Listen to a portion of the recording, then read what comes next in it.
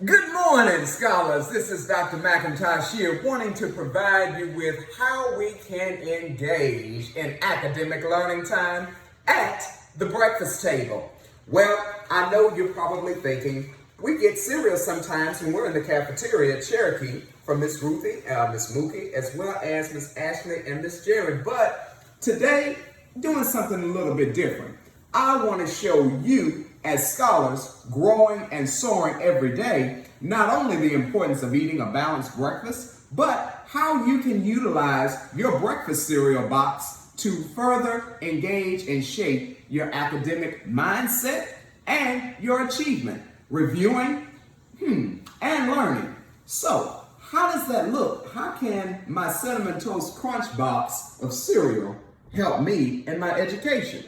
Well, I know that you know many of you in our 3rd, 4th, and 5th grade that we've been working on prefixes, suffixes, and root words. So, for example, I could take the word excitement, and maybe I have a pencil, a crayon, or a colored pencil, and I can take the word excitement, and I can draw a line right in the middle of the root word excite and the suffix ment, M-E-N-T. I can also verbally, meaning I could spell out verbally each letter that I am pointing to as I'm reading the word to help me know where the suffix begins and where the root word ends. Well, there's another word, sweetened. Sweetened has a suffix, doesn't it? ED. And so I could draw a line right in between the T and then the ENED for the suffix. Well, maybe perhaps I don't know those more critical, intense words. Maybe I am going to take a gallery walk.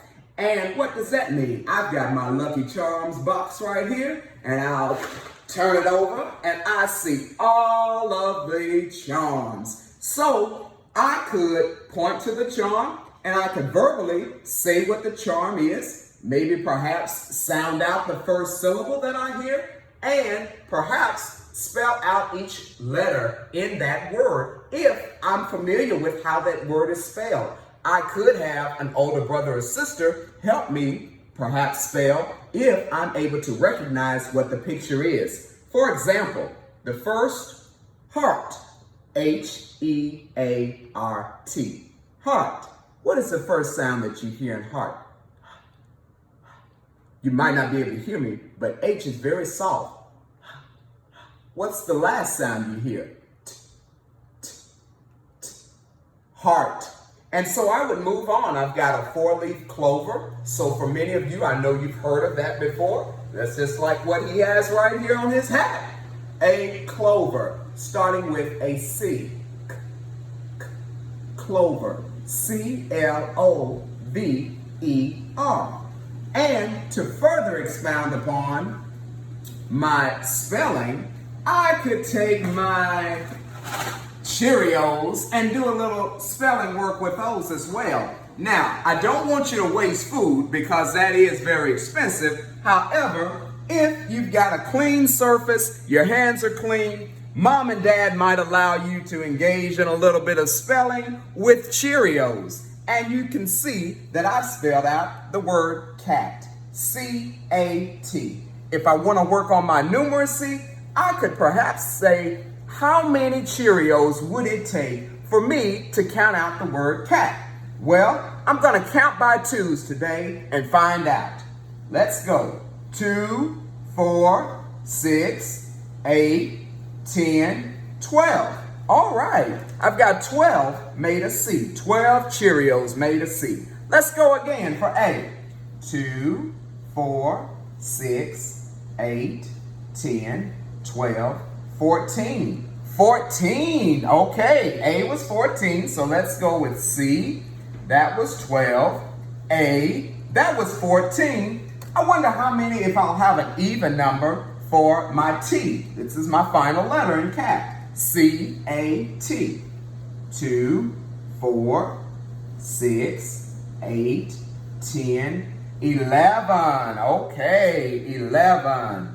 Well, I've got 2 even numbers and 1 odd number. Well, let's set this up and add this, and let's see how many Cheerios it takes to spell cat. Well, I have 12 plus 14 plus 11. Now I'm going to do a quick add. 2 plus 4 is 6, plus 1 is 7. I move over to my final column because I don't have anything to carry over. 1, 2, 3. 37. It takes 37 Cheerios to make the letter cat. And so these are some of the ways in which we can engage and stimulate our minds and really dive deep. Because you know, Dr. McIntosh and your Team SOAR teachers, we believe in you, and we know that excellence is certainly in your future. Once again, wanting to show you some love, be blessed, and I'll be in touch. Bye-bye.